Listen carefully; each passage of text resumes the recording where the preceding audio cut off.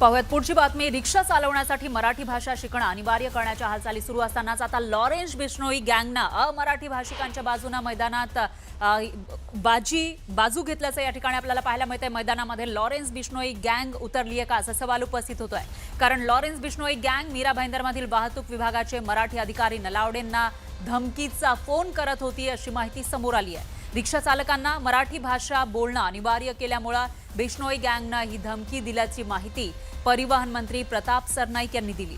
मीरा भाईंदरमधील मराठी विरुद्ध अमराठी वादामध्ये आता लॉरेन्स बिश्नोई गँगनं उडी घेतलेली आहे, त्यामुळे हा मुद्दा तापण्याची शक्यता आहे।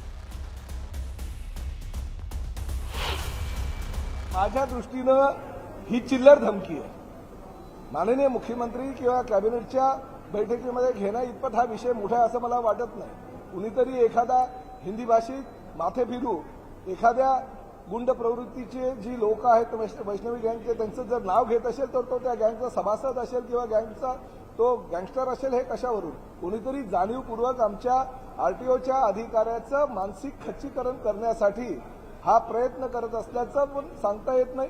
पोलीस तपासामध्ये निष्पन्न होईलच, परंतु शेवटी परत एकदा मी सांगतो, अशा धमक्यांना आम्ही बळी पडणार नाही।